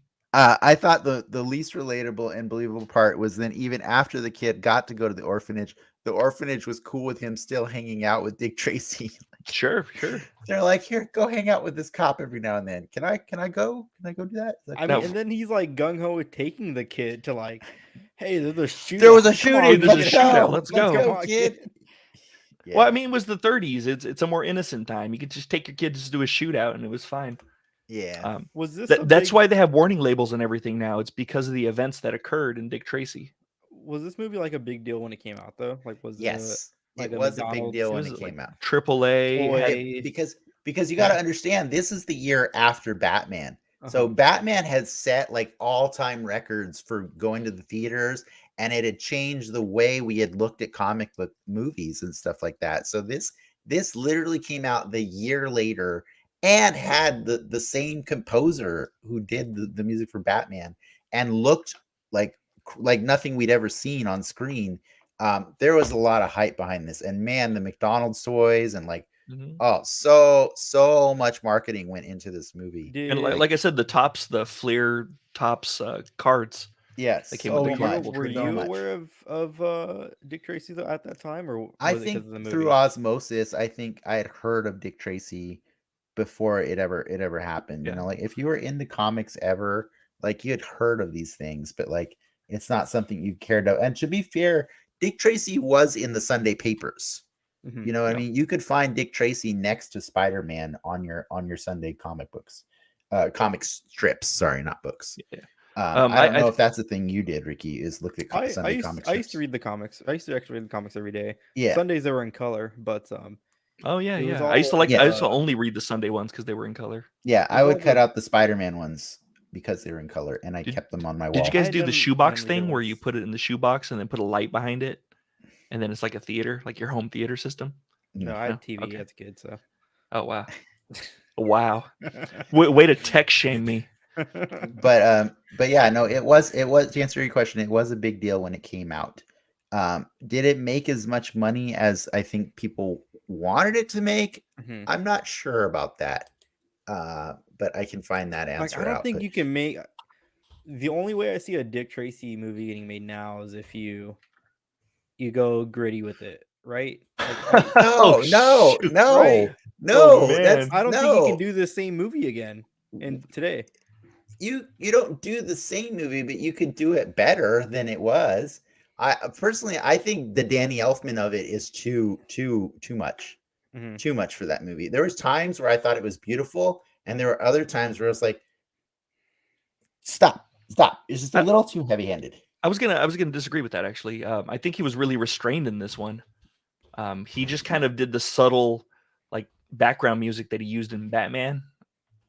And I think leftovers. Yeah, he whatever, like the Snyder cut, the Elfman cut that he had on the cutting room floor of Batman. I felt that music went so big sometimes, and also like because of how big it went, it just emphasized how it was so hard to like, Dick Tracy, speak up a little more, like just speak up a little bit. Yeah, but not all of us have to watch TV with subtitles, though. Is the thing. Yeah, like some of us can. I see. Now you're shaming. Now you're shaming me. Hey, I can shame you back. I thought we're all about shame. No, not when it comes to disability. Oh, ooh, okay. This is pretty bad. So, yeah. Well, no, I guess that's not bad. It had a budget of 47 million, and it made domestically 103 million. What's that in 1990s money? I mean, it only doubled its money, which I don't think is necessarily a great investment. No, because that's just your marketing right there. Yeah. So like we said, they put a lot into marketing. They pumped a lot. Yeah, worldwide it made 162 million overall. So it's not. Yeah, it wasn't a commercial success, but it was expensive. It was expensive, like for back then. That like, and I honestly, just watching it, you could tell it looks expensive. It looks expensive, right? Well, yeah. Maybe they could have put one less lip on Lips Manless, because I think Paul Sorvino could play that character without all the prosthetics that they put on him. I love how they went overboard with that, and for some reason I don't love how Danny Elfman. I felt like he went overboard, but yeah, that's the part that you don't like. There's a hypocrisy to that for sure. Fun fact that I found also in here is that Danny Elfman was hired because of his work on Batman. Warren Beatty was so impressed with that he brought him on. But on working with Beatty, and this is what I found really funny, Elfman has said Warren was insane. Elfman said that. Yeah, that's the funny part. Elfman believes that he's an alien from another planet, and he said that. And that's why I was giving you that fun fact. Apparently, a lot of Hollywood people actually found Warren Beatty to be very difficult to work with. This brings up memories of what I've heard about this movie too. Like, he's not a nice person, or he's just very. He's passionate. Passionate is the term. Are we just making excuses for an abusive husband? Is that what we're doing right now? Maybe. Apparently, Gene Hackman turned down the role of Lips Manless because he couldn't bear being directed by Warren Beatty again after his experience on Reds from 1981. Wow. Yeah. Warren Beatty looks like. No, I'm not going to say it. Are you going to shame Warren Beatty? Or are you going to? He just looks like a not nice dude. Trenchcoat shame him. Sean Young was originally cast as Tess Trueheart, but was fired after a few days of filming by Warren Beatty. Afterwards, Young publicly accused Beatty of firing her because she wouldn't sleep with him. That's in quotes for some reason. Though Deborah Ruff, Charlie Korsmo's mom, later disputed this, saying that the rumor was that she had become too demanding and that they just decided not to put up with it. Oh yeah, that kind of tracks with. Wasn't she that fired tracks from? with Sean Young too. She was She's fired from Batman Returns. Batman Returns also, yeah. And didn't she hide under Tim Burton's desk or something to try to get him? It was something like that, like, or Tim Burton hid under his desk because she was trying to like hit him up, be like, "Let me get my part back. I want to be Catwoman. Let me be Catwoman." And she was on like Oprah and stuff. Yeah, that's nuts. Apparently, though, this is the highest grossing film of Warren Beatty's career, though. So that's interesting. What you guys think of the cops? Every single beat cop that wasn't like a detective was like, "Oh, I'm a cop. Oh, Sharon, I'm a cop." Do you know O'Brien from Star Trek was one of them? Yeah, Cole Meany. Well, that's what I'm saying. Like everyone was playing a character, except for Dick Tracy. I felt like, I feel like Warren Beatty is Dick Tracy in real life. He wasn't. He didn't pop like through his dialogue in the way that everybody else. His acting was not enough to sell me on the suit. The jacket popped like crazy. I loved everything he wore. I couldn't stop looking at how beautiful that watch was sick too. That watch was dope. When he wears the black suit and just the yellow hat. Oh my god! Like the costume design totally deserved an Oscar, and I'm so glad they got one for this movie. But let me offer this though. It's usually like, and it seems to happen a lot, but the main character is usually not the one that you want to focus on. That's not where you want to put your best actor a lot of the time.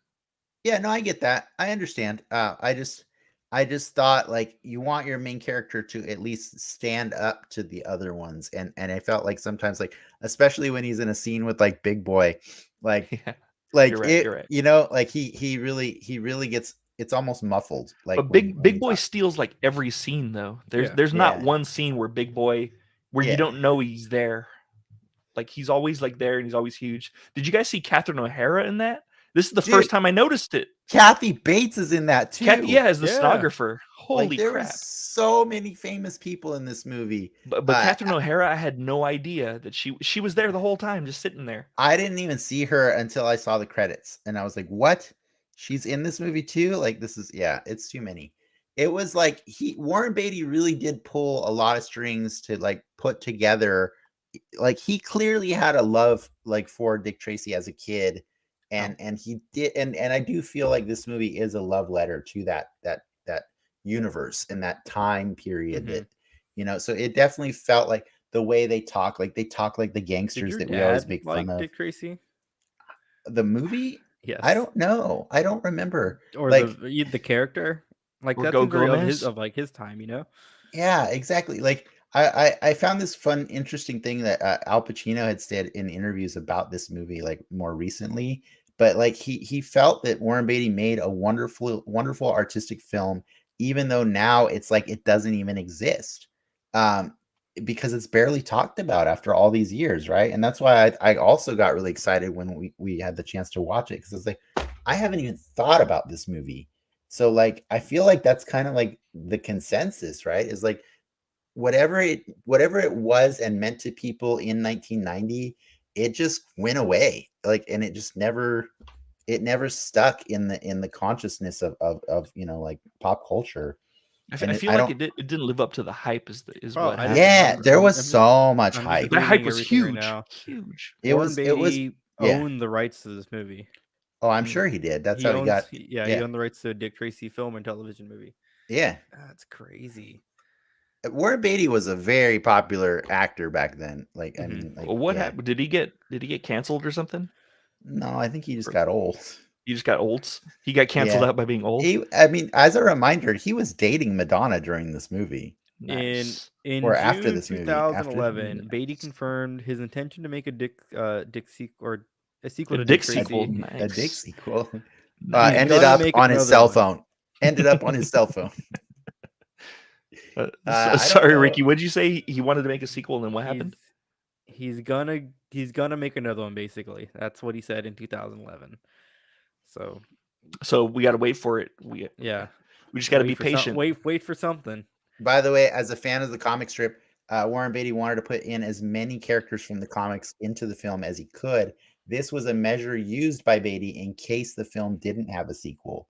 So I thought that was kind of the coolest thing about it. Like, is like, and see, I'm wondering what Frank thinks of this, but when I was watching the movie, it kind of reminded me of Batman Hush, the comic book. Because like I understood that they were pulling in all of the villains that people probably liked, but then they also had to introduce a new villain that puts on a mask that completely conceals themselves so that the fans of the old stuff can be like, well, the blank's from is the old comic. The blank is no face? No face? Yeah, the blank.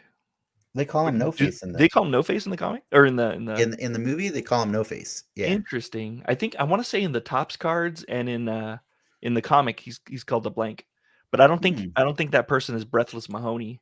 I don't think there's even a no. It was Princess Leia from Return of the Jedi, right? What, the No Face? Oh, the bounty hunter. Bounty hunter is my kind of scum. Yeah, when she goes to rescue Han Solo from Carbonite. Yeah, exactly.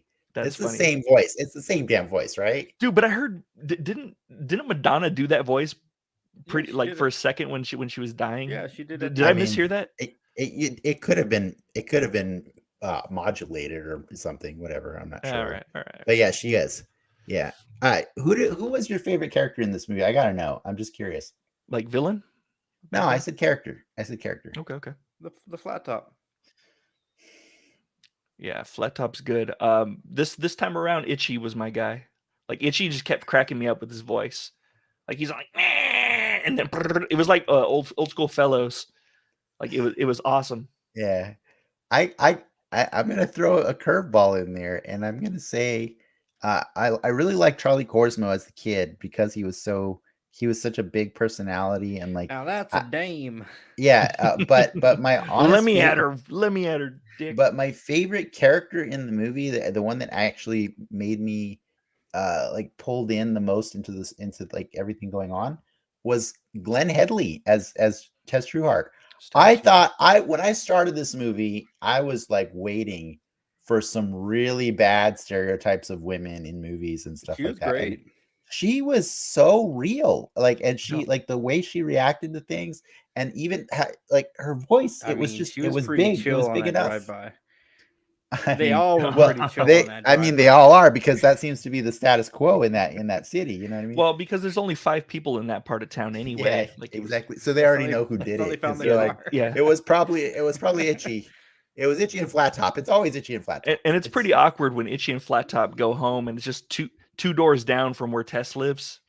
Yeah, but I really love that character, and it just she pulled me into the whole movie, and to the point where I started being really angry at Dick Tracy every time he's like flirting with Breathless Mahoney, or just making out with her, or even making out with her, letting her die, and then going outside and hugging Tess. I'm like, yeah, you get 2 smooches. Bro. Like, you're my forever girl, and then like the fireworks happen, and then Tess is cool. Like literally he throws her engagement ring. You're 1 in a million. Later, like deuces. Yep. What a dick. I was really impressed with. But I mean, his name is Dick Tracy. Like, think about it. Everyone, like, Prune Face has a prune face. Flat Top has a flat top. Dick Tracy's just a dick in that movie, and like, I think it shows. It's true. So maybe he did play He played the character perfectly. Did you own any of the Dick Tracy toys when it came out? I did not. No, I never. No. I was never really into Cops and Robbers unless it was the cartoon Cops. That was an acronym, and it was all these. Stop. It was all these police officers that had like cyborg enhancements. Are you joking? That's a joke, right? That's got to be. No, I know the cartoon's real, but you're joking about having the toys, right? Oh, I had those toys for sure. Oh my god! Oh, really? Those toys came with caps, dude. Oh my god! They came with caps. The cops came with caps. That's hilarious. So you could fire off caps back in the day with those, and like you'd smell the gunpowder in your bedroom. That thing stunk so bad. Like it was like this weird milky morning breath smell. Wait, you mean caps or cops? The caps. I didn't know the cops had the caps. Yeah, they did. But I remember them having like a bazookas and like these crazy like cyberpunk glasses and shit. Yeah, they were big ass figures too. They were like at least 6-inch figures. So, but anyways, that's why I didn't get into Dick Tracy toys. There was a scene when when he's going back to the warehouse, like halfway to the movie to rescue the other cop who Was it Bugsy after McBubserson? montage 2 or the guy 3? with the ears, who was That's listening in? the dude that's from Scrooged. I forget his name. Parton, Dick Van Oh, Patten. Bug. Yeah, Bug. It's Bug. Bug. Yeah. He's Oh yeah, Bug sneaking Bailey. around that warehouse, and there's a very specific shot where they focus in on his shadow, and that was such like the coolest shot to me because it invoked that, that silhouette you would see in a lot of the comic book covers of like the strong nose, the jaw, the hat. Like it almost seemed like it was a fake shadow that they made for that scene. It probably was like, oh, that's super same cool. DNA. Super cool. Yeah. No, I really did love a lot of it. Like it did feel like it was just a tour of a world, right? And so like it didn't have a lot of story to tell, or a meaningful story. It was just like, hey, come live in this world for an hour and 45 minutes, and we're gonna show you all the craziest characters that used to entertain us when we were kids and stuff. And by us, I mean Warren Beatty and his crew of people. Warren Beatty and his famous friends. Yeah, Warren Beatty and his famous friends. Dude, they got Al Pacino and James Caan to sit at a table together. That's the Corleone brothers, like, sitting together. That's not cheap. And Dustin Hoffman was in the movie. But that's not to cheap. be in the makeup too, like it's Do you know how many makeup artists they had to have then? Dude, but just think about how many artists they had to have, because they all had to be sitting in the trailer at the same time to get all of those people ready for the same scene. That's so nuts. Like, I highly recommend just checking out this movie when it ends up on Disney Plus, because I'm sure it will. And Dick Van Dyke. Everyone forgets to mention Dick Van Dyke was in the movie, and he was as a villain. Yeah, what was so funny is when I was searching for like fun facts on this, so I typed in IMDb, I typed Dick, and then it brought up Dick Van Dyke, and I was like, that's funny, because you could get to this movie either way. You could get to the movie either way. The district attorney, sorry. Yeah. Yeah. The most famous Dick is in the movie called Dick Van Dyke, or I mean Dick Tracy. Sorry, I confused myself. But yeah, no, I was so like, Frank, just list all the people. Like list off the names of people that impressed you that were in this movie. Mandy Patinkin for one. Seriously, that guy's singing keys. Like when he was singing, and I'm all like, oh my god, you don't have to go that hard in this movie, bro. I know, right? Yeah, like for reals. Stephen Sondheim did all that music, and it's like, it's so it was insane. so I didn't even know before this movie. I didn't know that Mandy Patinkin could sing like that. Has he done anything else where he sings besides? Wasn't he in? I think he's famous that one for musical TV show. Is he famous for singing? Yeah, no way. Is he really? He was famous for singing first. Maybe because I'm young, I didn't know because I'm old. I only know him from as Inigo Montoya. Oh no, I am pretty sure he was famous before that. But hold on, was he really? Oh man. Yeah, that was like a thing to have him in there. And then Better Off Dead was the other, or Dead Like Me, or is it Better Off Dead? No, Dead Like Me, I think. Where he is in Dead Like Me. You're right. Yeah. But so many people, even the guy that played Strickland from Back to the Future, you actually see him smile and throw money up in the air. That was pretty cool. The dude that calls him a slacker all the time. That was Numbers in this one. I'm trying to think. So many other, like William Forsythe, we already mentioned. Who was he grew up with a musical background. He did. Yeah. Yeah, he's got a pair of pipes. I got to look up more things where he sings, because he grew up in a musical background, so I think it's probably. I'm just clicking through all the toys from this movie. I think Kathy Bates is probably share the toys so you can share the toys. Yeah. I think Kathy Bates is my favorite underused actor in this movie. Was she a name at that time or no? I don't know. I don't think then he was. She might, if anything, she was in what's it called, Misery at that time. But I don't think movies like that put you on the map. Like horror movies don't really put you on the map. Mandy Patinkin was in Ragtime, which I think is a musical. Ragtime, I have to look that up. Yeah. Anyways, we could just go on and on about random stuff in this, but I just wanted to see like Ricky, like what would you recommend this movie to Holy people? crap! So Brad Dourif, the voice Yeah. of Chucky, and No, it's his I birthday would- today, was in Ragtime also. There you go. I'd Wow. suggest people watching it. You know, it's a fun time. Like, and it's also not overly long. I think it's attention grabbing enough, right? And it's I entertaining. think it's very attention grabbing. I think that's like the coolest thing about it is like it like really quickly. Yeah. On a scale of 10, Ricky, what would you give it? a 7. 7. That's good. Wow, look at these.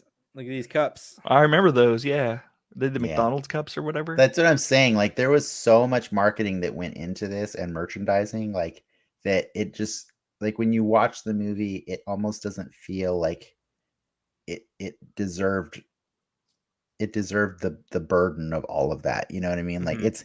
it's really like watching it by itself, like this week, just without any of all of that. Like you don't understand. We couldn't watch TV without seeing a commercial for this movie, dude. Like it was constant all the time. Yeah. Like, and so it was really nice to just revisit this movie and be like, oh, that was a simpler time. And surprisingly, this movie aged very well. Like I didn't think there was a lot to it I was going that into it felt out of like, place. man, some of these mobsters are gonna feel kind of racist. They didn't They though, didn't. right? They didn't. Yeah. I They don't did think there was a little bit. yeah. The cops did for sure. Okay, the cops felt racist. Yeah. Oh, we're gonna lock you up for a ting. What ting there? But they felt racist in the same way that, you know, the commissioner, or not the commissioner, the officer that was Commissioner Gordon's friend in the old Adam West Batman was. You know what I mean? Like it was a trope. It was a like trope. a tropenly racist. I mean, it doesn't excuse racism. I'm just saying we know that one. We've seen that one before. You know what I mean? Like, yeah. But yeah, no, I really enjoyed it, and I thought Breathless was probably the weirdest character in the movie, but I understand that they were doing, you know, what they were doing with her, like that they needed somebody that you didn't know. Yeah, she was, You the know, gotcha moment. Was gonna be the blank. Yeah. Or what do they call it? No face. No face. I don't think they call him No Face. They just say the guy with no face, right? No, I they thought they called him literally No Face. Do they call call him him No No Face? Face. In I watched the subtitles today. Okay. I watched the subtitles. They call him No Face. They do. But that, you know, that doesn't mean that, like, I mean, she's not. That doesn't mean they credited have no with that. face, because they She's obviously had incredible. little tiny. You know what I nub thought was the things. funniest thing about that is after No Face dies, right? And Dick Tracy goes up to her because, you know, the whole plot is revealed that No Face, who is actually Breathless Mahoney, has been playing both sides of, like, playing them against each other, But randomly. with the intent of, I guess, taking over all the businesses in the city, and hopefully, like, I don't know, No, living you're happily thinking ever too much after. into it now. Yeah, it falls apart a little bit, which is why I'm okay with that rating you gave it of a 7.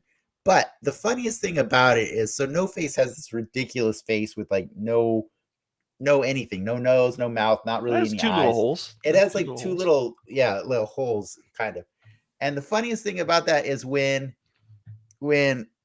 he dies or she dies, whatever. Dick Tracy walks up to it and immediately pulls the face off. And I'm like, what compelled you in the world that you live in to decide that that was a mask? Well, Like, everyone has a face. Everyone has some jacked up faces, like But prune it's face. a face. Prune face. I mean, No Face is still a face. Yeah, It's straight still a face. Prune Face was No. basically Palpatine, and then he had a Yeah. little sidekick. His name was Influence, who was also like little mini Prune Face. Wow. Early in pre-production, Tim Burton was offered the chance to direct the movie, but declined because he was already in production with Edward Scissorhands. Oh wow. Yeah, I had read he that made the better choice. Warren Beatty actually did try to offload the directing job to other people so that he could just be the character. But I guess it was hard for him to find somebody. I probably because of that rumor of, like, you know, him being a difficult person to work with. And if he's producer, Like, if I'm thinking like, about he it, still he's not in runs the the show, movie right? a ton. He's not in the movie a ton. He's not, but he's still overseeing the entire damn Yeah. movie. So, you know, if those rumors were really, you know, all over the place, I could see how I could see how a lot of people turned that down. But yeah, well, there wasn't cell phones back in those days, so word couldn't have gotten around that fast. Yeah, Not like exactly. Getting blasted on Twitter. No, they had CB radios in their phones, in their wristwatches. Hear Warren Beatty sucks. Yeah, that's funny. That kind of annoyed me too when like Warren Beatty takes that phone when he's in the opera, takes the phone call when he's in the opera, and I'm like, dude, come on, man. And then so rude, right? But it is but then I was all like, man, it's a two-way wrist radio. They probably never seen that kind of he's like in and out technology. Like he had the first Apple Watch, and then comes back for the plays. He comes back for the final act of the play. He's all, let me know how it turns out. Still, like, in fairness, plays are really long. Plays are really that town's really small. Remember? Okay, there's only like 20 people living there. Yeah, like the blank was probably in the show. Exactly. Just watching. Or No Face. One of the two. Well, so I went to Wikipedia, and she's credited as Breathless the blank Mahoney. Nice. Even though they do call her No Face, but the character's called the blank. Well, that's cool. Did the blank come before the question? Probably the question because they look the damn same. Dick Tracy's from the 30s, if I'm not mistaken, and then the question. But in the comic, is the blank a separate character from Breathless Mahoney? I don't think there's a Breathless Mahoney in the comic. Gotcha. The blank is just like who was the dude from The Spirit, the octopus or whatever? Oh, I never watched that one. Please don't make me watch that. No. I would never. But like it was just like a Dr. Claw, like a shadowy guy that was kind of like calling the shots from the background. I remember not hating that movie, but I don't remember much about that movie. The Spirit definitely has a lot of style, but that's pretty much it. That was Samuel Jackson, right? Samuel Jackson, yeah. But I feel like if I remember off the top of my head, I feel like The Spirit felt like this movie. Are we watching that next week? Nope, we're not. We're actually going to take a week off next week. I think that might be a surprise to you, Frank, but Ricky and I talked about it. I did ask all of you guys, but Ricky and I talked about it right before the show, and we're going to take a week off so that we're fresh for the following week when we return to talk about Moon Knight. So yeah, I think we need to be wrapping this up soon. So like, is there anything else you want to talk about? Like you want to get out there that you want the world to know about your hot takes on Dick Tracy before we wrap this up? Nope. We're going to be talking about Jiu-Jitsu and Go-Go Gomez in the soapbox. Nice. We're going to act them out. All right. Well, then I'm gonna abruptly say thanks to Frank and Ricky for nerding out with me today, and thanks to our patrons for supporting our growth, and to our audience for tuning in. If you had fun, Frank, what can they do? They could smash that like button the way Dick Tracy smashed 6 dudes in one punch. I love that part. Dude, he lifted one guy up by the jaw and then punched him. Like, how strong is this? Guy's on Venom or something? Holy crap. Oh man, I'm looking at pictures of Go-Go Gomez. Oh yeah. All right. Bad. That sounds like it's time for us to switch over to our other show. So please remember to like and subscribe, and check us out on Patreon for our after show, The Soapbox.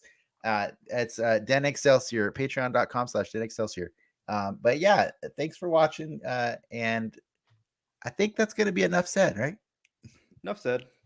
See you guys.